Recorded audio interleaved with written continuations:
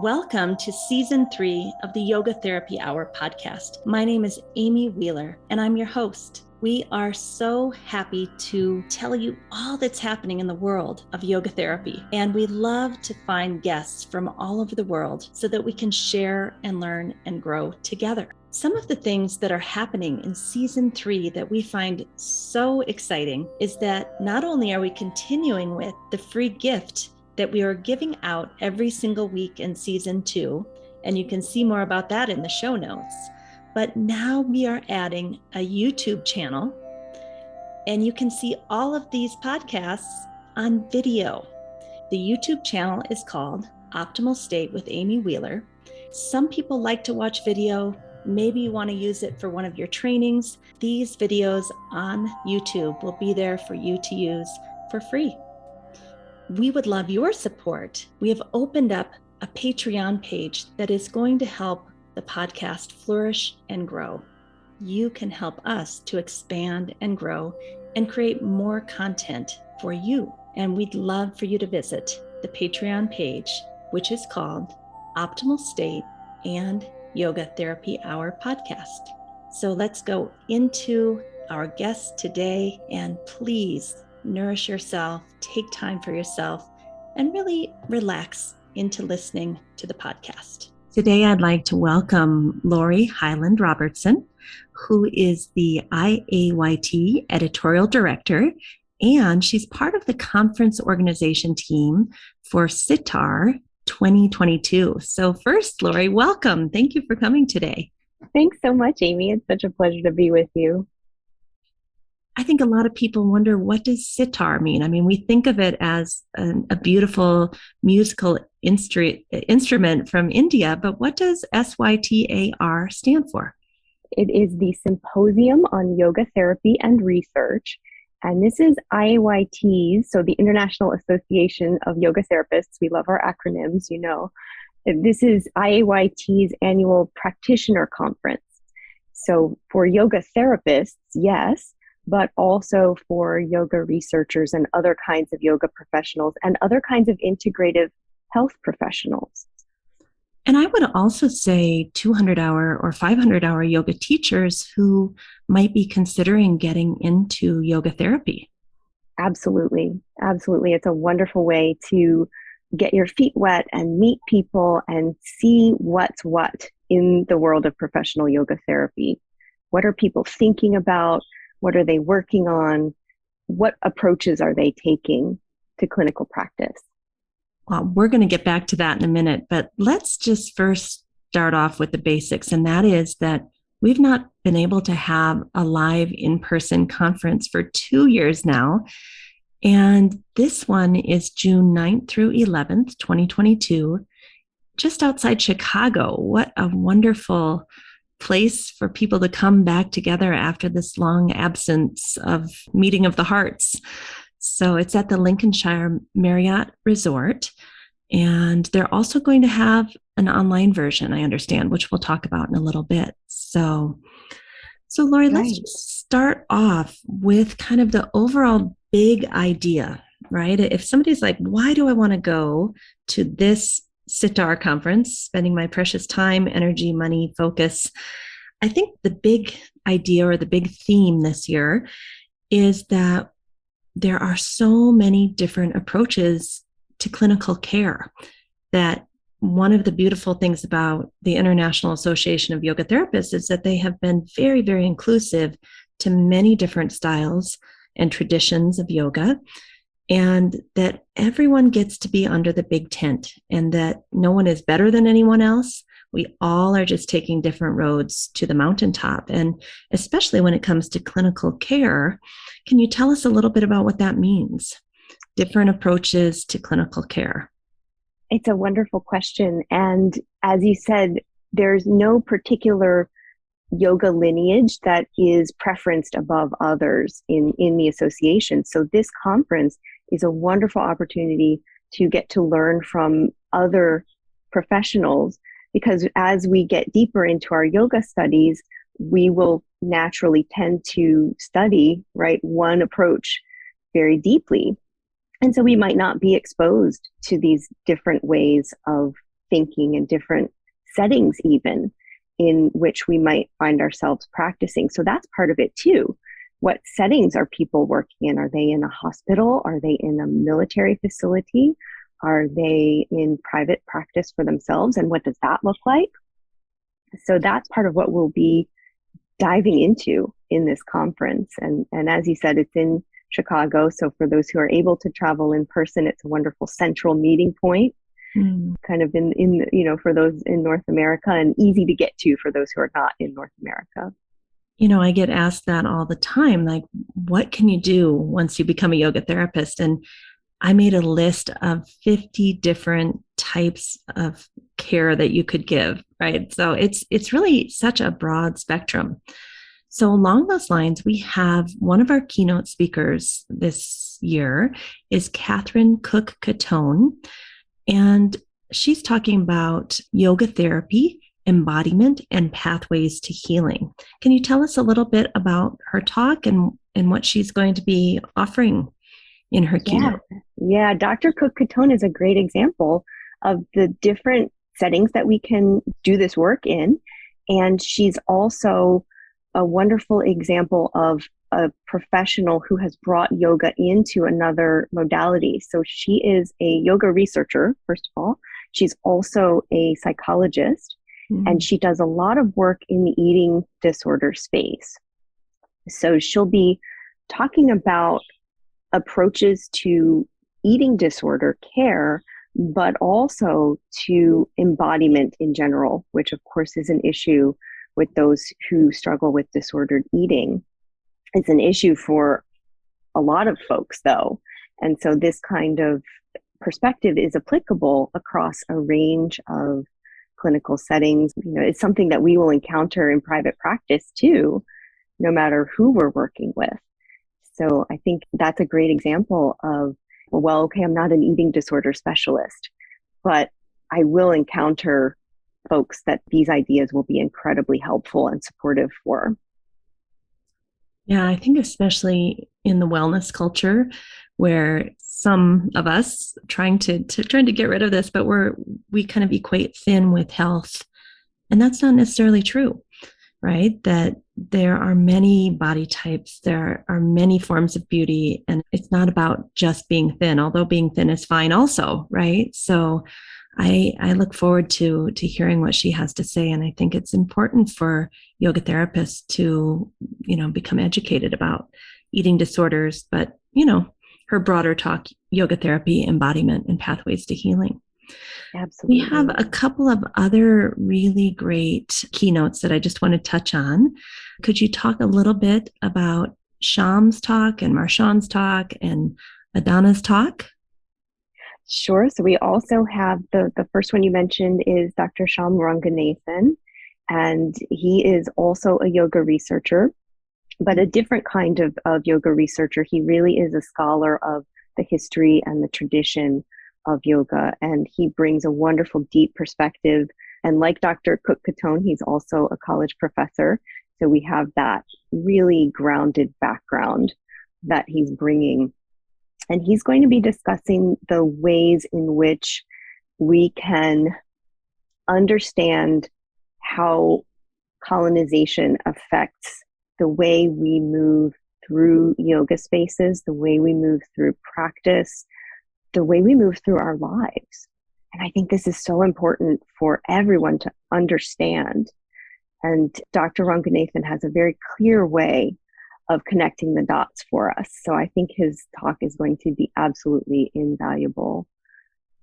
Every time I see him post on Facebook, I am blown away. I mean, what the things that come out of his mind are just brilliant. How about Marshawn Feltus? So Marshawn Feltus is, I believe he's from Chicago, so it's really special to have him presenting at this particular sitar. He has a wonderful, inspiring personal story, and he is someone I sort of think of as a natural activist. And right, so this is another thing that even if you don't think of yourself as an activist, we all are in one way or another. So he is just an inspirational individual, and I just can't wait to see what he brings to the conference, because it will be based on what he's observed partly through he's coming toward the end of the conference. I think he might be the final speaker. And so part of what he's going to talk about is what he has observed during the course of the conference and what has inspired him, and then how he in turn can inspire the rest of us to be just as much of a change agent as he is. Maybe not just as much, but to be a change agent in the way that he is too. Wow. I just pictured firecrackers going off. All right. Well, we have Adhana in a general session, and she's a yoga therapist, but also a U.S. Army major. So tell us just briefly what she's going to talk about. Adhana McCarthy is an extraordinary individual. Major McCarthy. She is a physician assistant, like you said, in the U.S. Army, and she's going to be bringing that perspective. So talking about, different clinical practice settings, as we mentioned a little bit earlier. So she'll be bringing that into the mix, as well as her deep experience in clinical care, integrating yoga therapy into other kinds of care, which she does seamlessly. So she's learned a lot of lessons, not just about yoga therapy itself, not just about healthcare itself. This is something that I think is so interesting about all of these speakers, that it's not just one narrow lens that they're looking through, and it's not just one narrow lens that we will view the material through. They, I think, will all encourage us to see things in a wider way, and that's what you want from the effort of getting yourself to a conference of any kind, right? Is that opportunity for broader learning. And it reminds me of Mother Nature, that through our diversity, there is strength, right? That in nature, that's how nature thrives and survives, is because of the diversity. In our human minds, the diversity of perspective, but in Mother Nature, just the diversity of plants and animals and weather patterns, that somehow that diversity holds things in balance instead of being a weakness. So I don't know if you've ever heard of that concept, but I did a talk on it once, why we need diversity in yoga therapy and unique perspectives. And we need to have that wide tent that allows for so many different ways of clinical care, ways of being in the world. So I agree 100%. So one last little thing, we're trying to keep this not too long, but this year you have a new workshop format. We're not going to have the CICs this year. Right. So in the past, we've had a really fun format called the Common Interest Communities. And this year we're changing it up a little bit, and we're offering to kick off the conference a little bit more of a traditional workshop format. So there will be a little bit different style of interaction. There will be one or a couple of strong workshop leaders who are very experienced in their area, and they will lead the discussion around a central idea. And then there will probably be breakouts where small groups talk about that central idea, and there will be facilitators who lead folks to sort of consensus is maybe not the right word, but to explore these concepts and come up with ideas around them. And so again, it'll be much more of a traditional workshop setting. Yeah. And I think that makes sense as we come back together, and because we have an in-person, sessions, but there's also opportunities for online conference. Sounds fantastic. So this again is going to be June 9th through 11th, 2022 at the Lincolnshire Marriott Resort just outside Chicago. And anyone who wants to learn more about the conference, really dig into who are the speakers, what is the format, how much does it cost, what is the difference between the virtual versus the in-person, are there discounts for people from third world bank countries so that we can be more inclusive? All of that is listed on the website, and the web address is www.iayt.org/SITAR with a Y 2022. iayt.org/SYTAR 2022. Thank you, Lori, for coming today. And we'll see you at Sitar. Yay, I can't wait, Amy.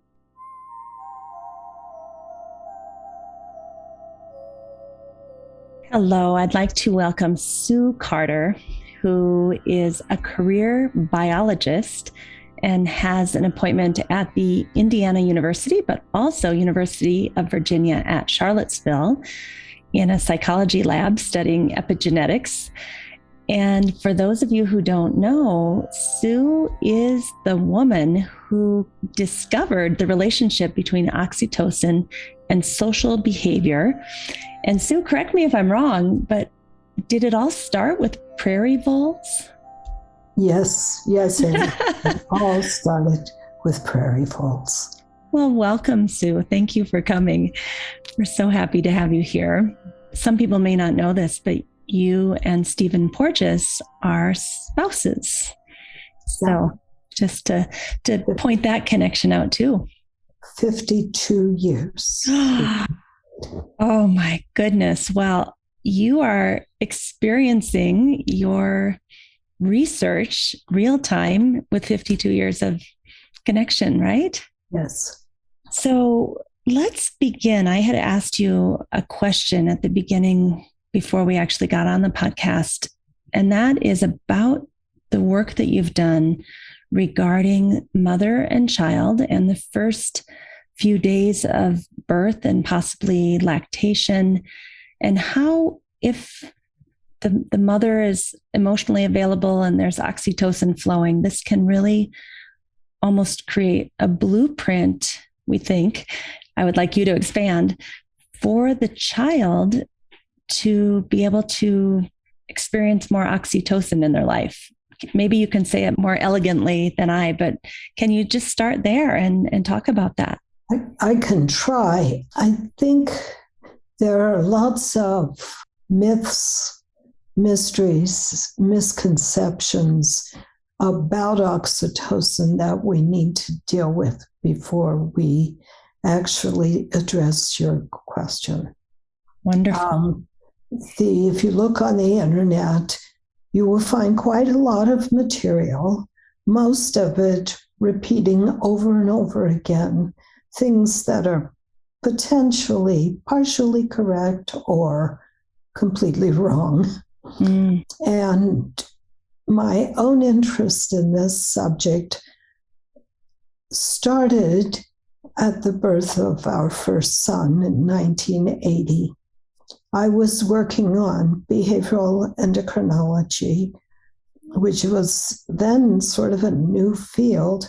And I was working on female reproductive hormones, which we thought at that time molecules like estrogen were these were the powerful chemicals that regulated behavior.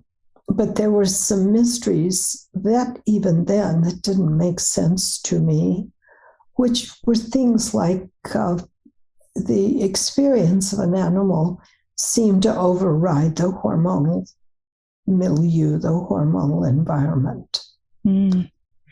When my son was born, I was given oxytocin. I also almost certainly experienced natural oxytocin.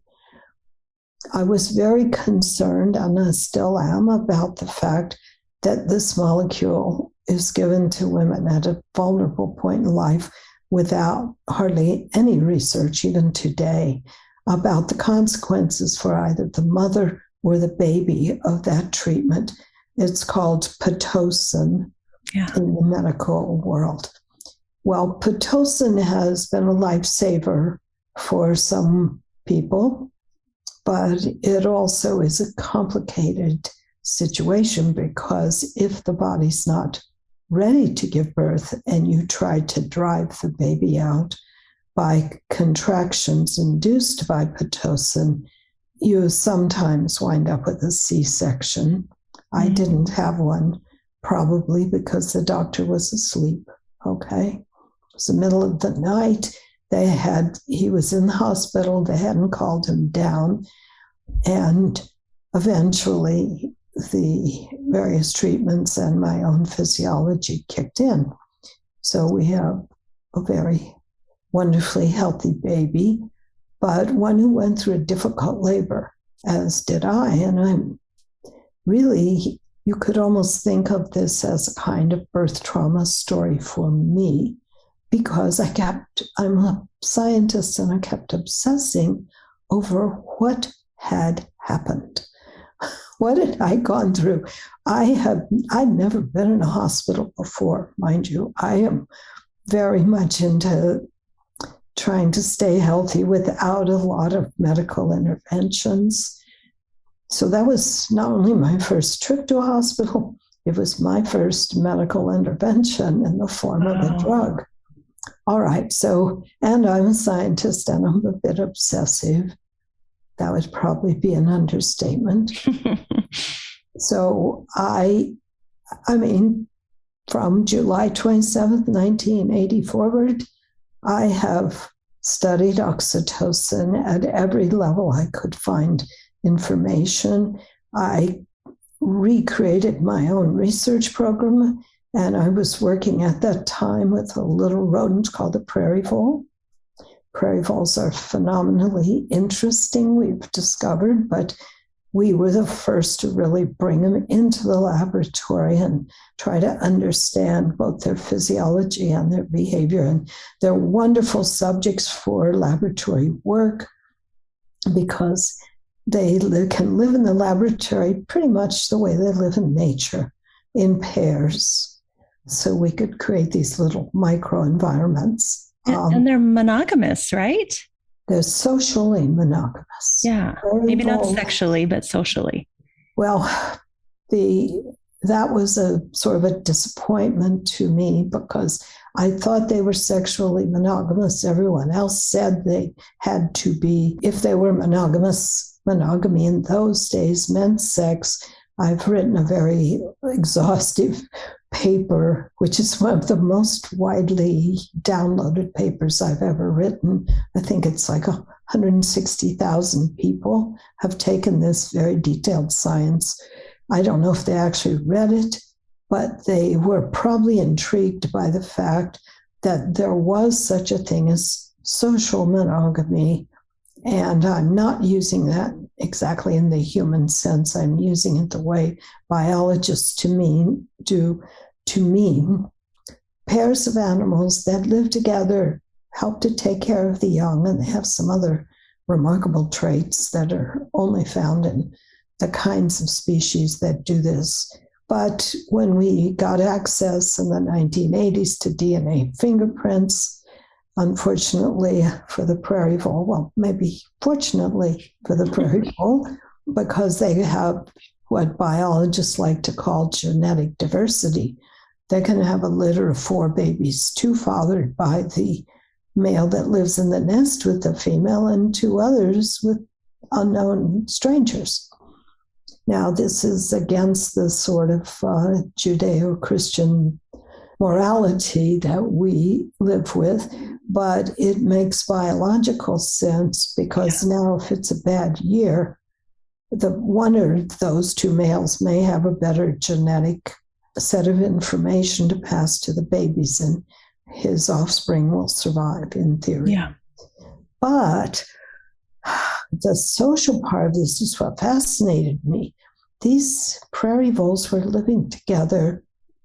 Once they got together as a pair, they stayed together until they were, as long as they lived, until one or both died.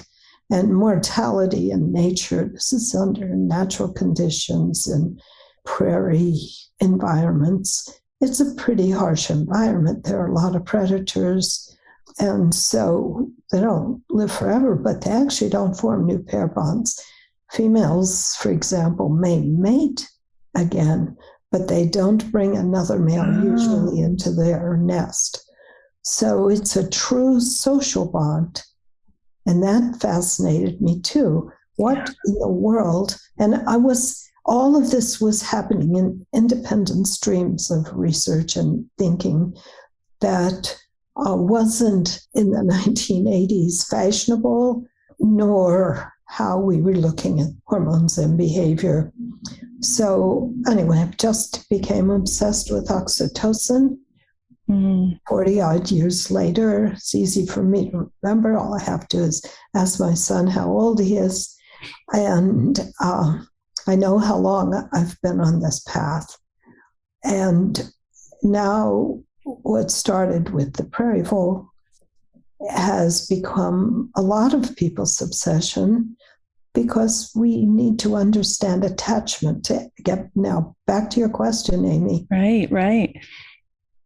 Yes, something happens in early life. Many things happen, some of them before birth, but a lot of our behavioral programming, what you nicely called a blueprint, is programmed by a series of events that include what's called an epigenetic programming, where genes can be altered. And one of those genes that's very vulnerable is the oxytocin receptor. The oxytocin itself is pretty stable, but the receptor can be changed by experience. And that experience clearly includes the amount of nurture in early life. So just for the non-scientists out there, what I hear you saying is that in early life, if there were birth trauma or early childhood trauma, your receptors might shut down, and therefore that blueprint could follow you throughout your life? They could shut down, or they could be upregulated. This is very important. When I was having my children in the 80s, I think we were still kind of living in a world that was based on the notion of learning, and thinking that most of what we experienced was learned. Now, learning is not exactly what we're talking about here. We're talking about an adaptive change that affects everything, not just our behavior, but our physiology, our health, everything in life. And it is, for a newborn baby, the typical program is the baby in nature, in our historical past, would have been given to the mother. In fact, some babies, they've done this, if you put the baby on the mother's stomach, the baby will literally crawl, brand new born baby, will crawl to the nipple and attach. So we are well designed as a species to have a mother-child interaction. We're also well designed as a species to have support from others. This is really important, and it helps us to understand why all kinds of therapies and interventions tend to work better when there are safe conditions and others present. This is the essence of what Steve calls the polyvagal theory.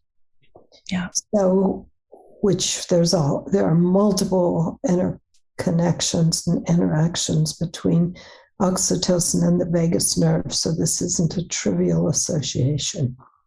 With the key part of that being safety.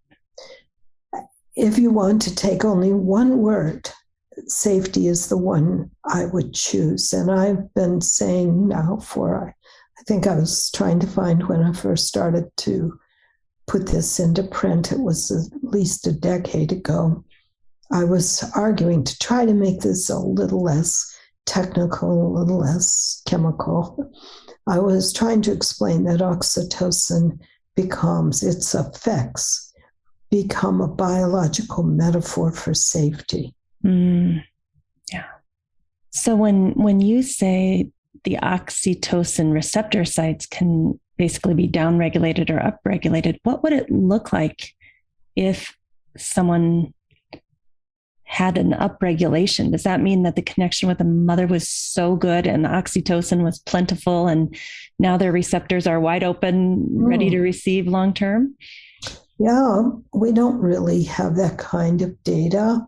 But we can certainly say that in the Prairie Bowl, which has now become sort of a common model for this kind of work, a little extra oxytocin in early life or a little bit more mothering.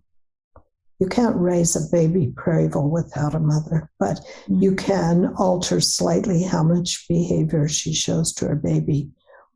And what appear to be rather small changes in the first week of life have lifelong consequences for the receptor and for the capacity of that animal to form social bonds later. And this is, of course, profoundly important. And it fits with a very, very large literature in psychology now that basically says there is early behavioral programming based on how we treat our offspring. If you want a peaceful, calm, easygoing baby, you are well advised to give that baby a lot of nurture, not just, holding the baby, reducing, if possible, the mother's own stress. The mother's not the only source, remember, in history of human behavior. We always had others. Grandmas, aunties, uncles. And fathers. Siblings. And the father in some cultures is involved, in some less so. The father may be more emotionally involved than directly involved, and it's extremely variable, of course, and opportunistic. Some fathers are out foraging for resources, working, in some cultures just finding food or big game versus agriculture, whatever. We are really dependent on others because the mother has to sustain her own life or be supported. And that's true even in the most modern cultures where we have grocery stores and electricity and so forth. We're still dependent on other. And that's so that when I use the word nurture, I'm trying to differentiate between just mothering, which is the prototype for nurture. So even if you're not the mother, humans seeing a baby seem to be really very, very well, it's kind of a dangerous word, but we're sort of wired to interact with that baby, to at least look at it, sometimes to want to touch it, and so forth. It's reminding me of this idea from India that I was taught by my yoga teachers, that becoming a yoga therapist is learning how to remother your client, to nurture them, to provide that safe space, that stable relationship. What do you think of that? I think that's brilliant. And I totally agree. Yoga, obviously, I assume it's still considered to be at least 5,000 years old as a practice. And it had many forms, of course, breath versus physical exercise kinds of models. But I think it's more effective. I don't know, you would have to tell me if there's any data that actually show that, but I would think that yoga done in some kind of safe social context would be more beneficial.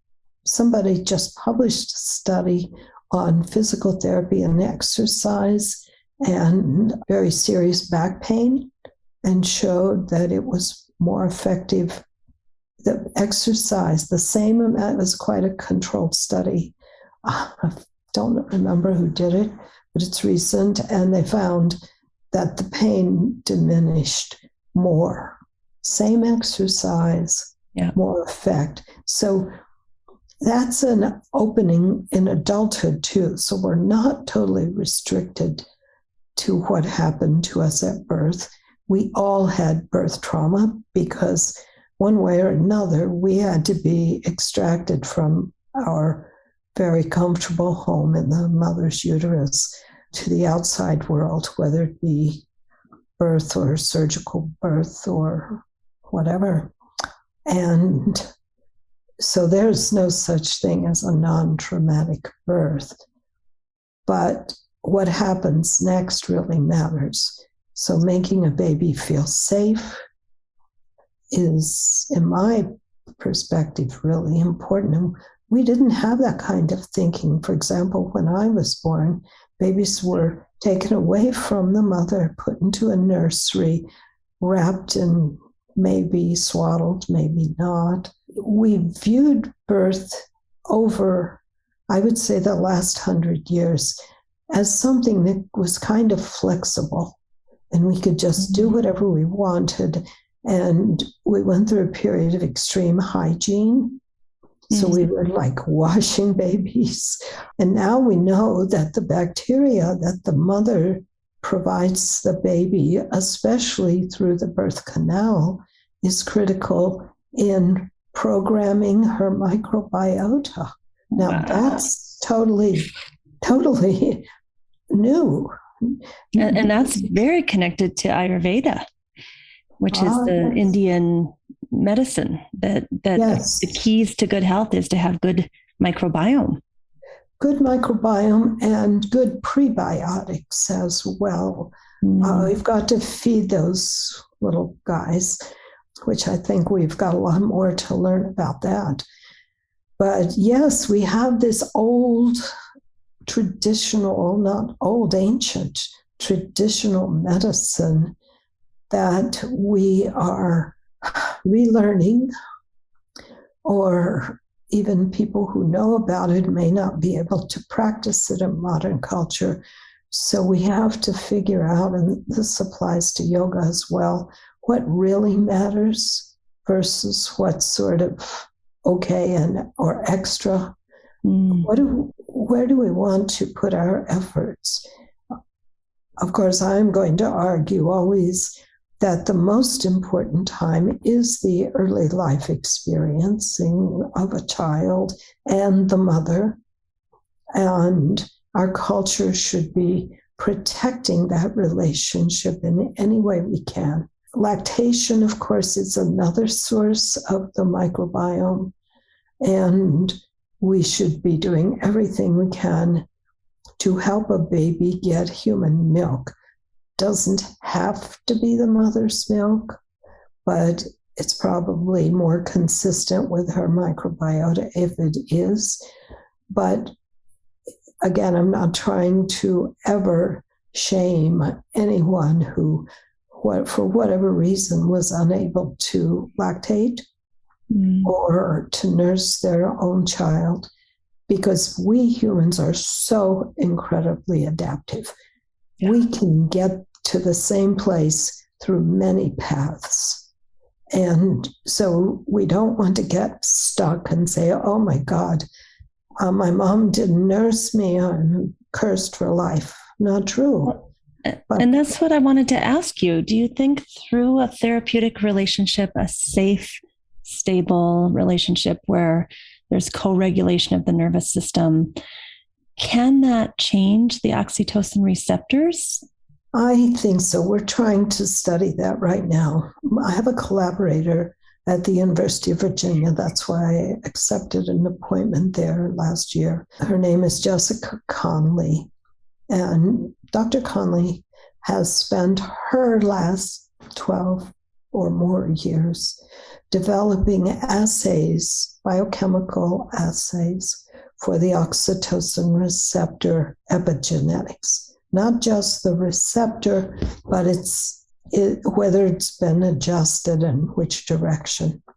And we were discussing this yesterday. I have to depend on her as a source, although I can offer references from her group if somebody really wants to dive into this. It's complicated, but once the work is done, you come up with a number, and that number has a very strong relationship to human behavior and even to neural functioning measured by fMRI.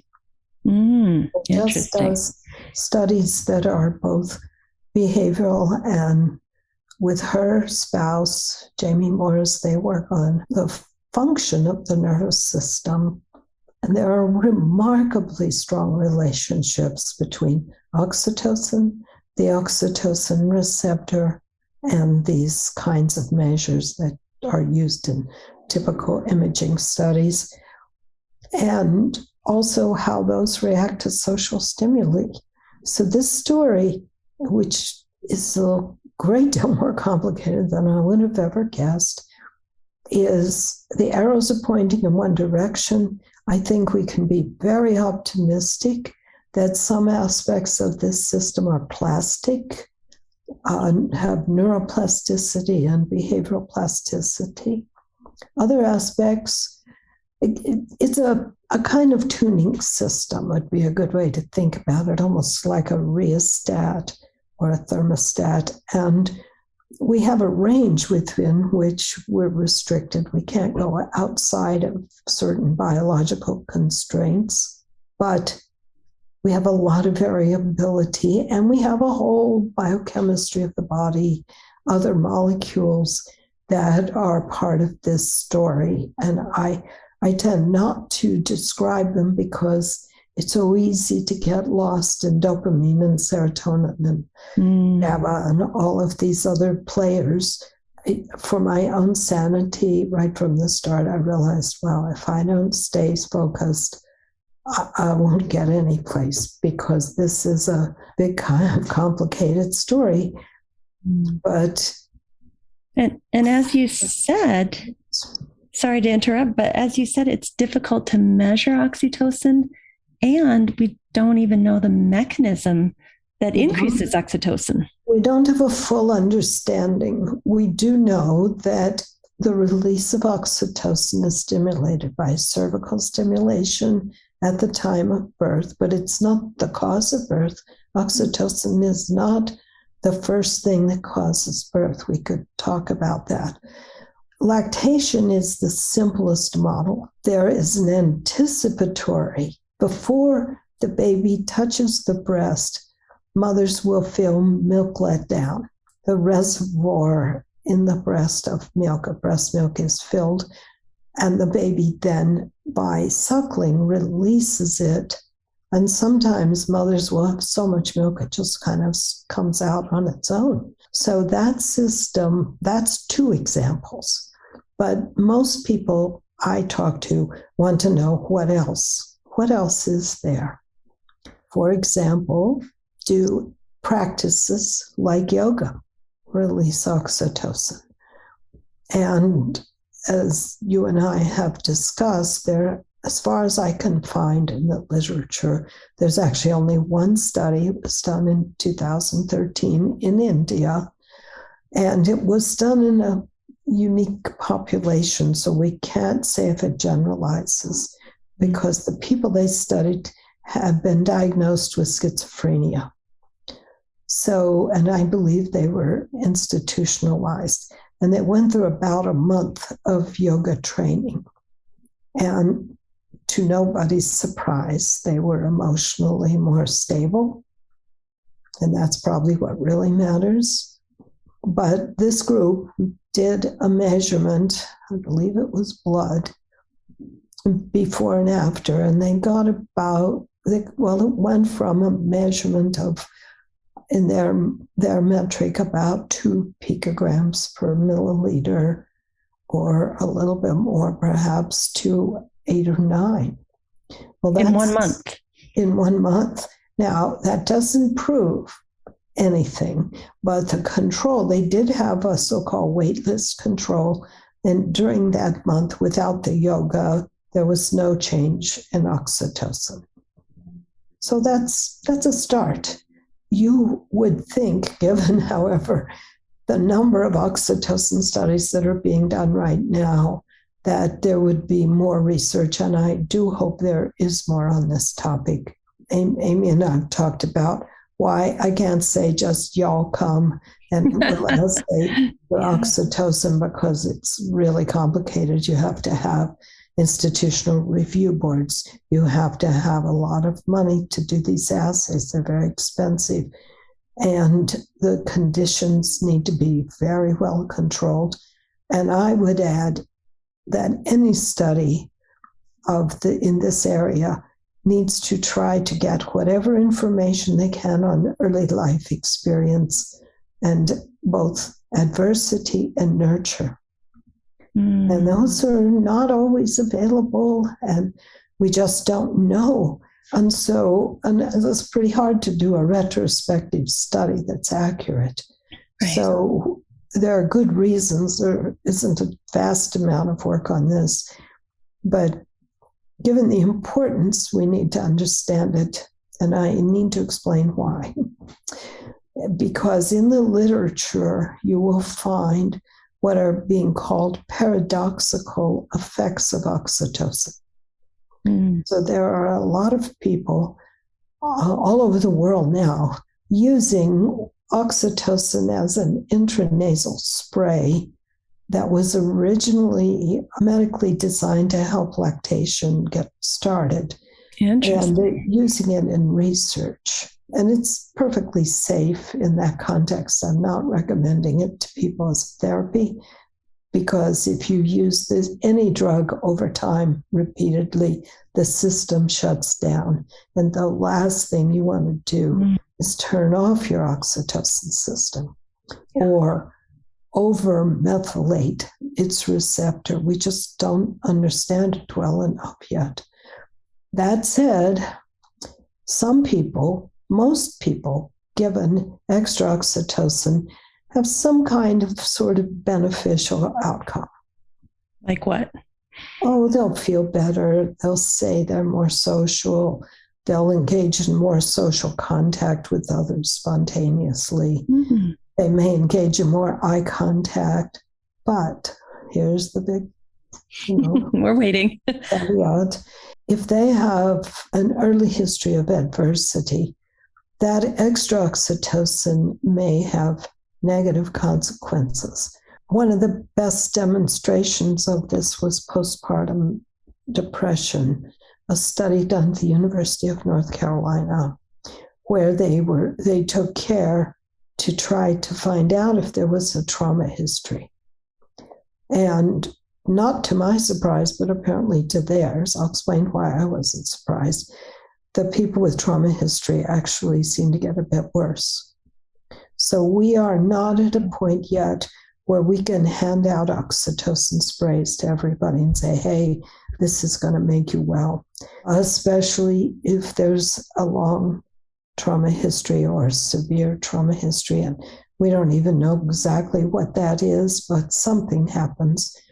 My own personal theory, for which there's animal data, is that the oxytocin, we know this, oxytocin's part of a system. It's a most recently evolved, it's kind of a modern molecule, but it evolved from a series of other molecules that are very, very similar. One of those is called vasopressin. And there are specific vasopressin receptors. Before I would talk to Amy, I sent her all these really deep fascinating papers. And so the vasopressin system, sometimes it works like oxytocin in acute situations, but chronically, vasopressin tends to be associated with stress and anxiety and mobilization or even shutting down, using polyvagal theory type terminology. Or even aggression, right? In animals, it definitely increases aggression. I view aggression, at least in the animal world, as more of a defensive mechanism. Like setting a boundary? Or reacting to fear. And I think that probably applies to a lot of human aggression, but aggression in humans, the same activity can have more than one emotional origin. So a person may appear to be aggressive because their nervous system is in a high state of arousal and they're trying to protect it. Or they may have what used to be called instrumental aggression, and they're deliberately fighting with someone else because they're boxers and they're being paid for it, or they're warriors and they have no choice. They've been conscripted to go out and engage in what we call aggression, but for which they may have no stomach whatsoever. So we have to be really careful, but let's assume we're working with a defensive aggression or a defensive anxiety. If that nervous system is tuned up into that state of feeling anxious or already wired to by the personal history, then adding oxytocin may go not to its own receptor, the so-called oxytocin receptor, but to the vasopressin receptor, and that's been shown in animal models. Then what comes out at the other side is not peaceful, loving behavior, it's more aggression. And so the use of oxytocin as a medicine, the way typical pharmaceuticals are done, is not yet widely practiced. I think for a lactating woman, as it was used to help start lactation, but it's not a molecule you want to keep on using. And that's true of almost every drug. Their receptors are downregulated. So we don't understand oxytocin very well.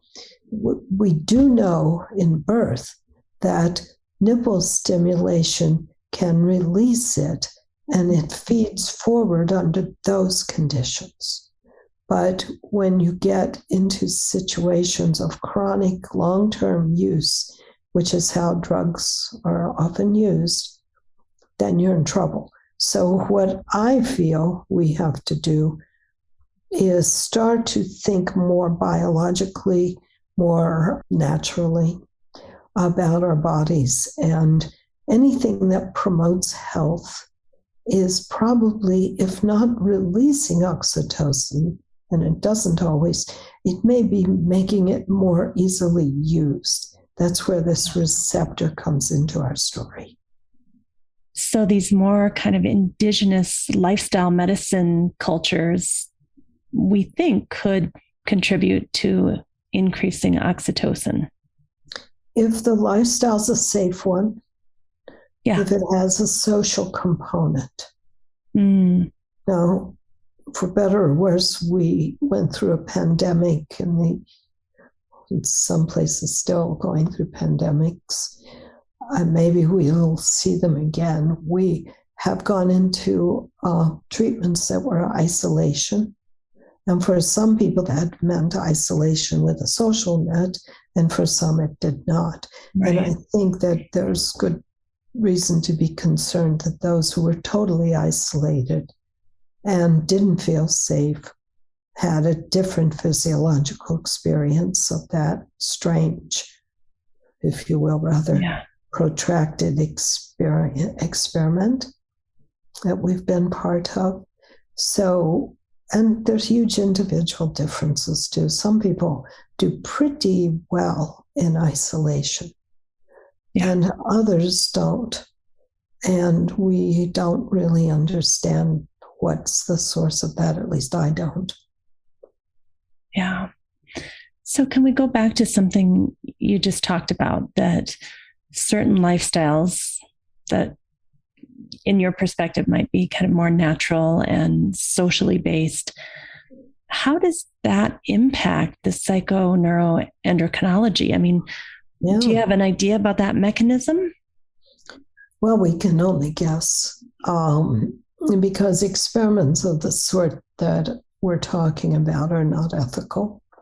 We already know enough that we would not deliberately, as an experiment, put someone into social isolation. Now, we use that as a punishment, and I would say that's probably the wrong way to go, myself.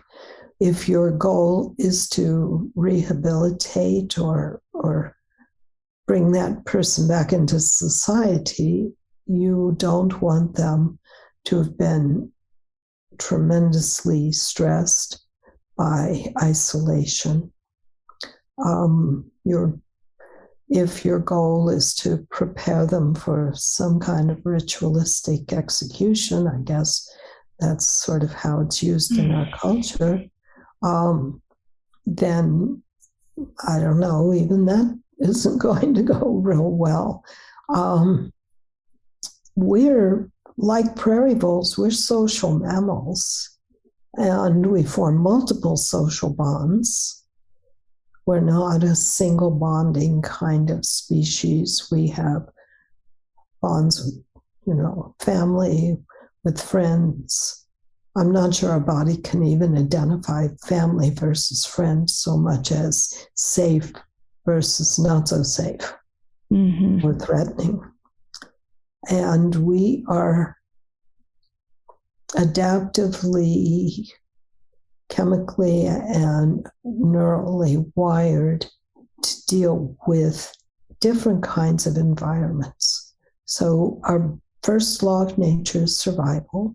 We do survive. We are almost to 8 billion people, right? And that's more than doubled in my lifetime. And so we can survive anything, but the quality of life, which is what I hope we all appreciate, that's important too. That's not going to be the same in a person who's isolated or who's psychologically been through a lot of trauma. We can help each other. The cure, the treatment is not oxytocin. It's allowing oxytocin to work. Tell me more about that. I love that line.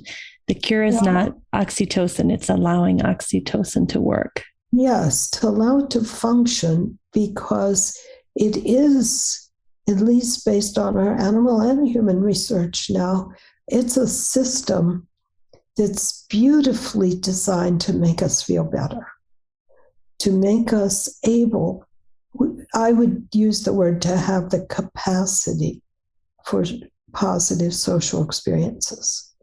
But if this individual that we're talking about has been through early life experiences that calibrated them, I always kind of like to imagine us dialing, calibrated our receptors, then we may not be able to either easily release oxytocin or to use it if we do release it. And we're certainly, as I see it, sometime ahead of oxytocin as a chronic medicine. It does probably have its place under acute conditions, but we still don't even know, even in these women who were in postpartum depression, it didn't make them better. Very disappointing, as you can imagine, to the researchers doing that and to everybody, but predicted if you were aware of the biological system. So it's time in history when we are still in the discovery phase. Now, the ancient medicines, they were based on biology. And if they didn't work, if there was some posture that had a tremendously negative consequence over time, most people would stop doing it, right? If I tried to put my foot around my neck, at first I couldn't do it. And if I did, it wouldn't be good for my hip bone. Or the joint in my hip. So things that work are, they're sort of weeded out or propagated by the success. There's certainly a lot of negative things like alcohol that have also stayed with us forever, at least chronic alcohol use. And so we have a very big brain. And our brain allows us to adapt, but our cortex sits on top of a brainstem that's pretty biological and pretty much programmed by our life experiences, not through classical learning, but through changing state.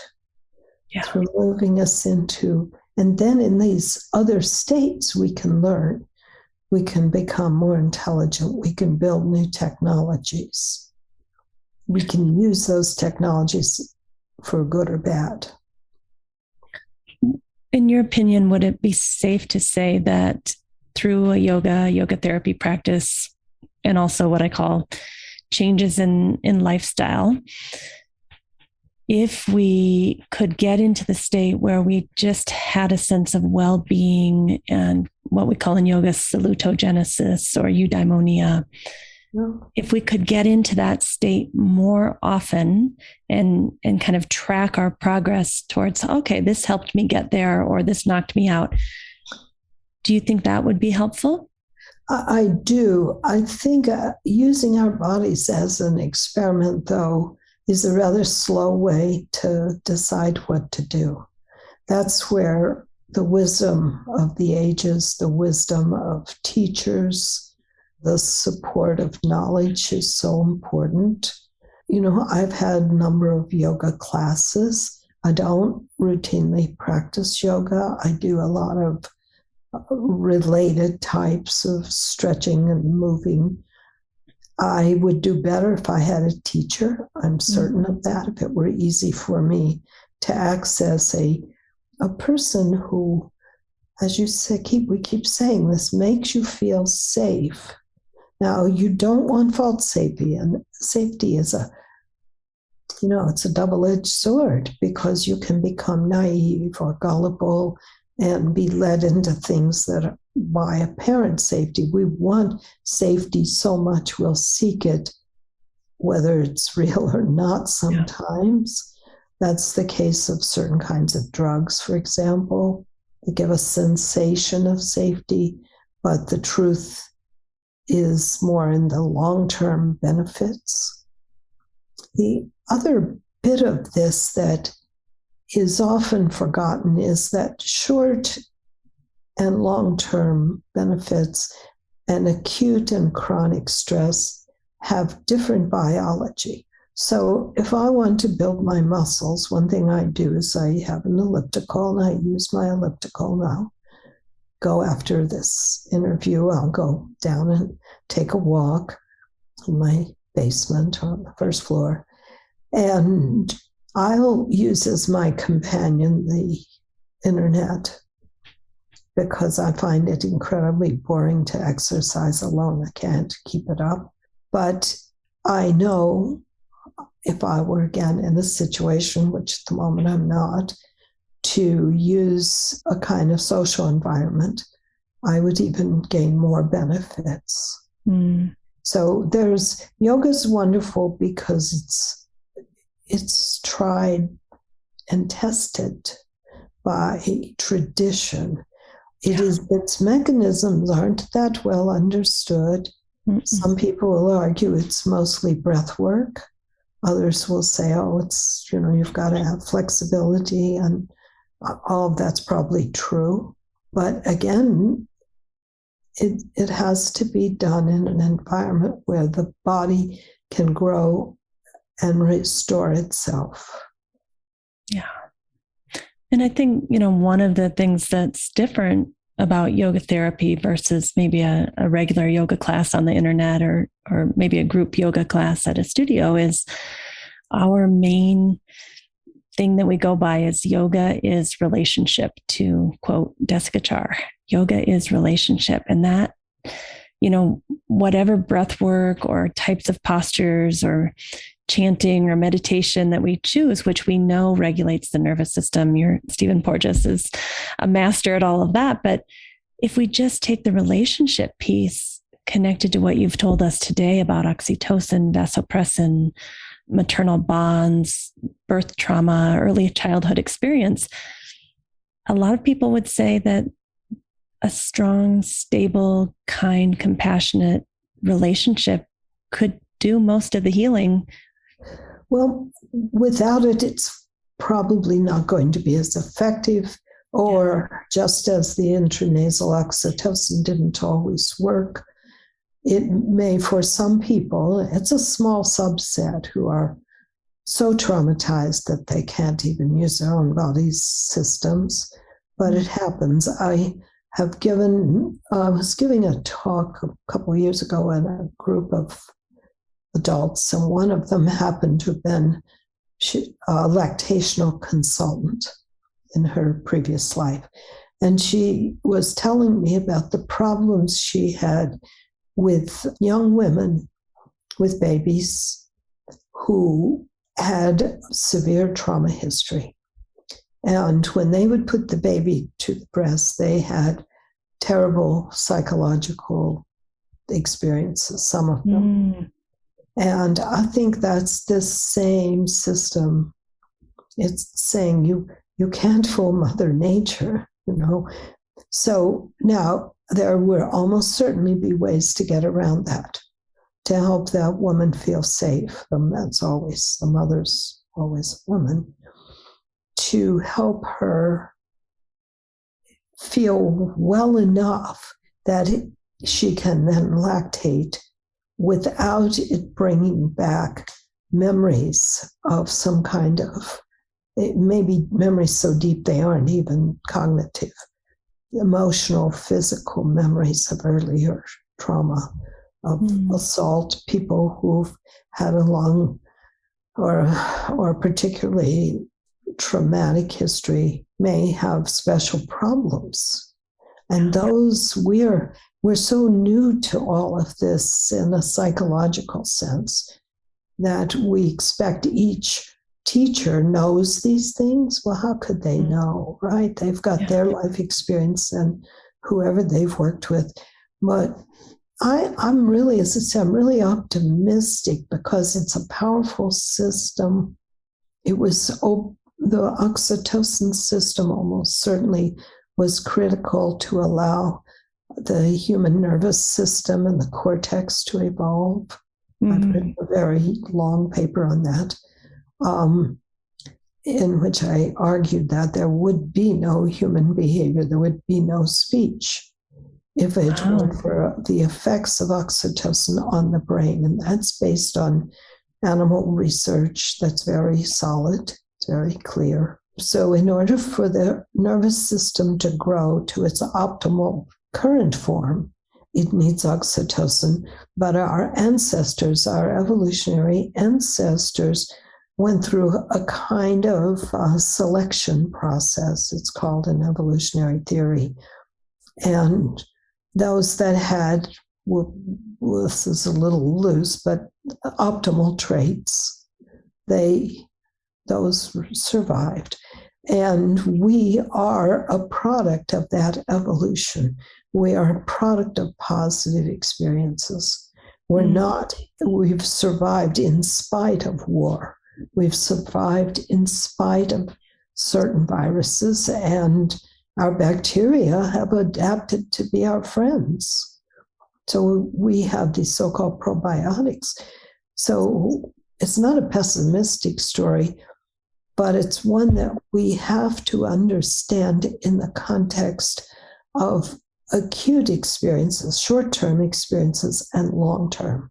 Biology acts on both, but most of what, for example, people trying to use yoga for healing, they're interested in chronic problems. They're not trying to fix a broken leg or a cut finger. No. And that's where all of the sort of new medicine that I know about is pointing and heading. People are realizing this. And it took a long time. Medicine's new the way we practice it. Old medicine, not so new.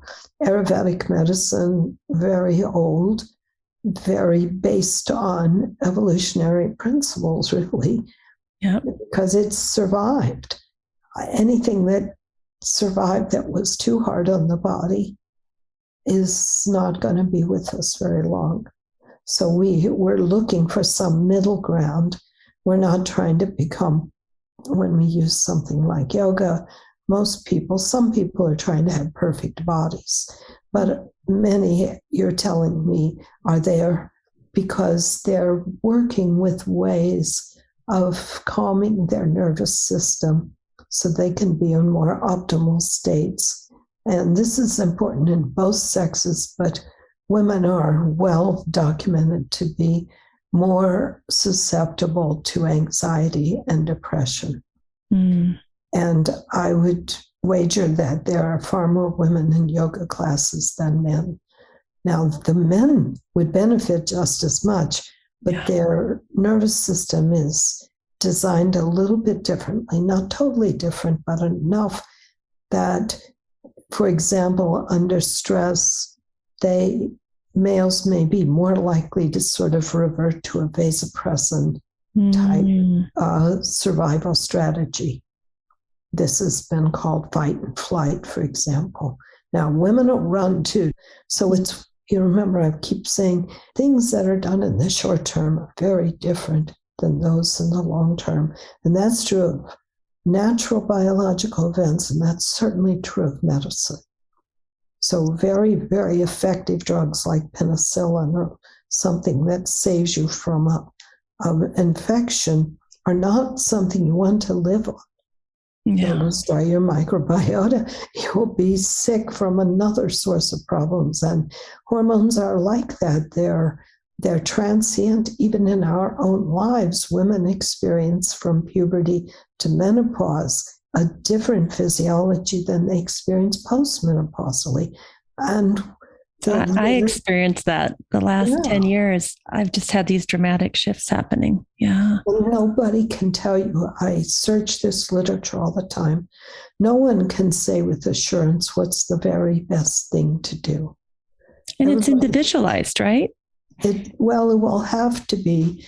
But at the moment, we're looking at general patterns. So you're going to, if you're a postmenopausal woman and having a lot of symptoms, hot flashes, or dysphoria yourself, you're probably going to go to a doctor, if you're lucky, to have access to a good physician. And they, if they've had experience or if they know the literature, will give you their best guess. But that literature is changing right in front of our eyes. Right. And we don't know.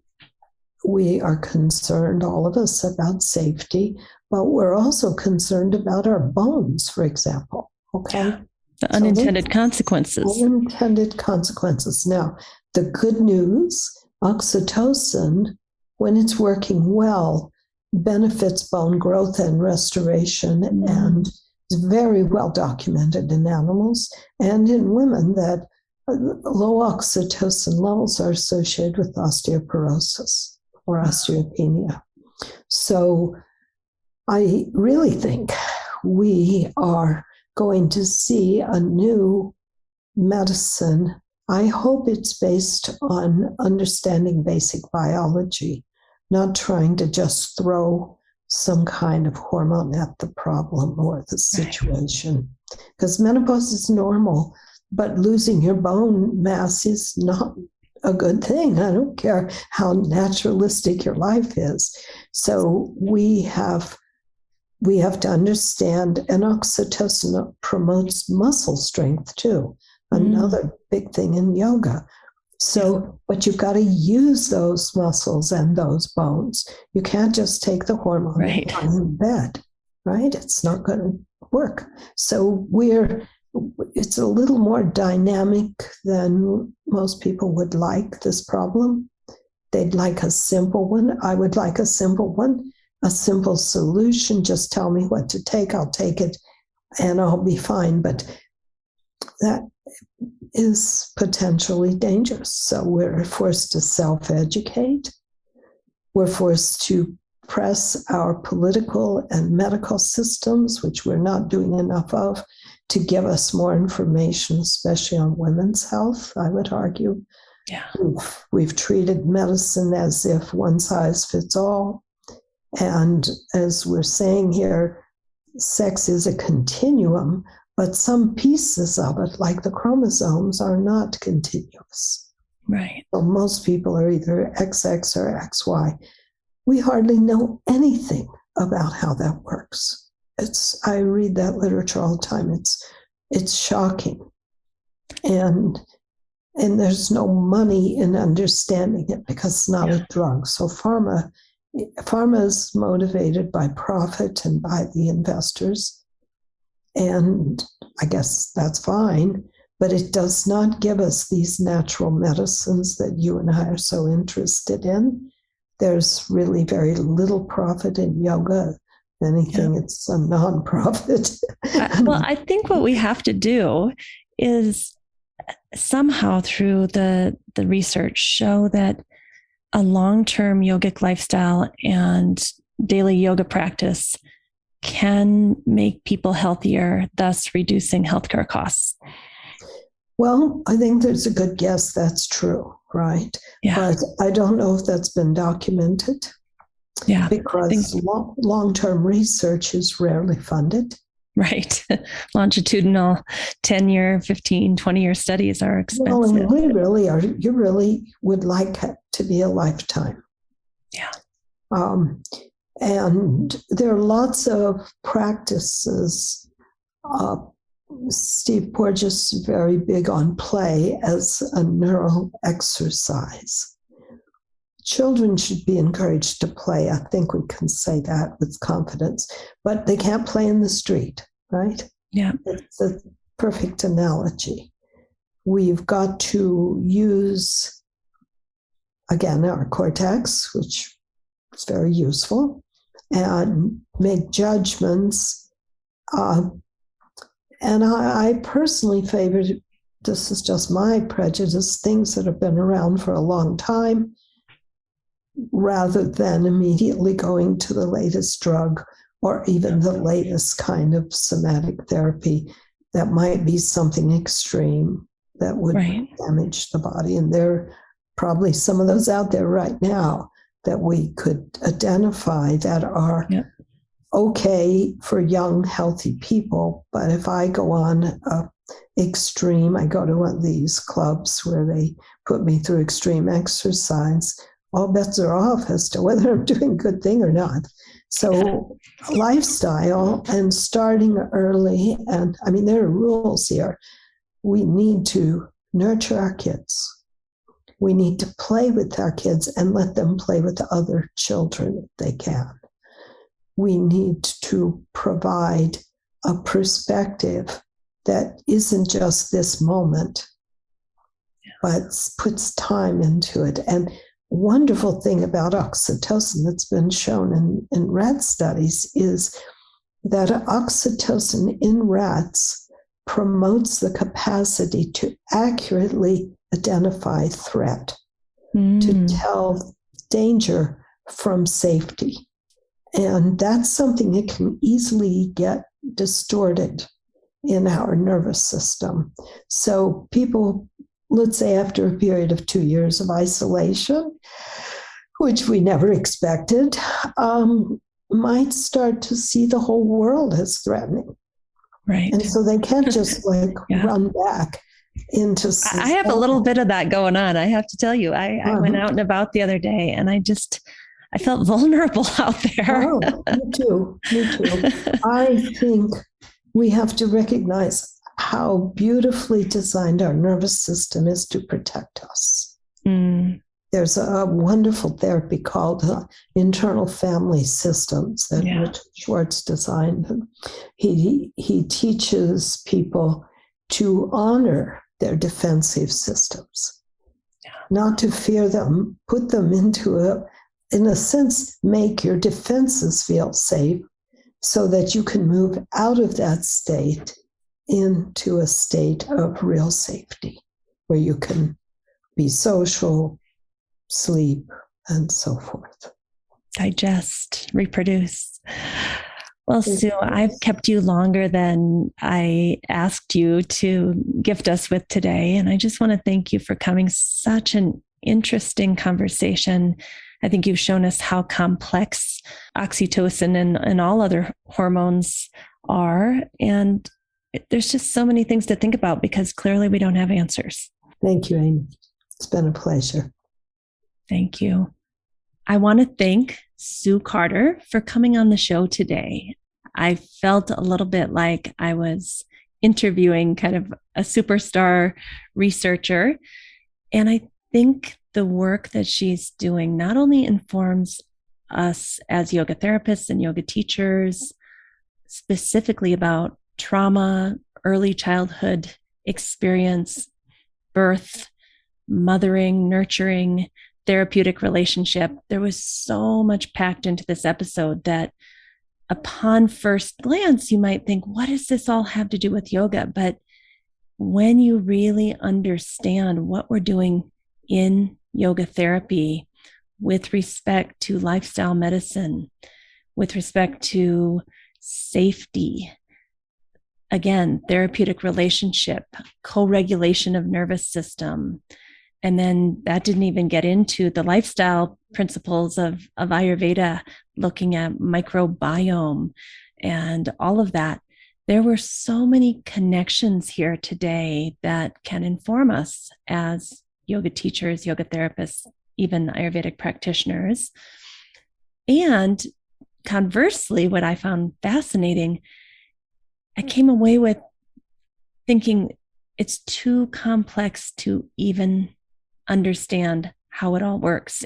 At some level, knowing that it's been around for 2,000 to 5,000 years and it's still here and it still seems to be working, that might have to be enough for us. We may not be able to break down the social biology, the chemistry, the lifestyle, the trauma. Like, how do you even put that into a study, and who's going to fund it? Because studies get funded so that people can make money off the results of the study, and there's really no money to be made here. So unfortunately, I'm not sure that we're going to get long-term longitudinal studies that prove the wisdom of the ancient traditions and lifestyles. So I think in the meantime, it's just a good idea to live a healthy, stable, easeful life where we can stay regulated within our own nervous system, where we can co-regulate with others for social behavior, creating more oxytocin in the system, and call it a day. That's what I got out of today. Just trust those ancient systems. The science is very complex. It probably isn't going to get funded anytime soon, but we know it works because we feel better. We feel more connected to one another, feel more connected to ourselves, and in some cases, feel connected to something larger than ourselves. So thank you, Sue, for giving us so much food for thought today. We appreciate the work that you're doing in the world and your passion for decades and decades in the field of social biology and oxytocin. Please don't forget to sign up for our newsletter mailing list, where we give you a free gift every single week. It's usually something that the guest has been talking about, like a book chapter or an article or an infographic. Check out the show notes for that. Thank you for listening today. Don't forget, we have a new YouTube channel called Optimal State with Amy Wheeler. We also have a new Patreon page where you can support us to bring you the most excellent content, and that is Optimal State and the Yoga Therapy Hour Patreon page. Also, you could write us a review on most major platforms that host podcasts.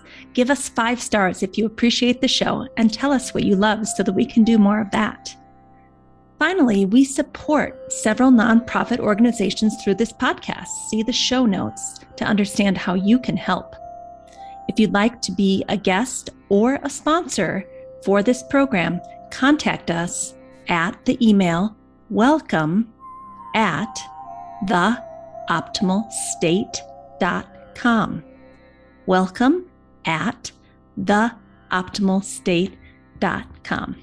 And finally, a special thank you to our team here at Optimal State.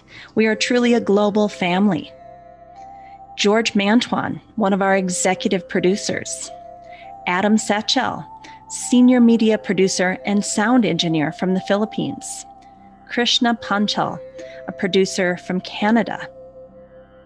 Modupe Abdullahi, who does the show notes and is an editor for us from Nigeria. And Peter Morley, who wrote and produced the music for this show, who lives in Australia. Find more about Peter's work at www.zenmusic.biz. Thank you for listening. We'll see you next time.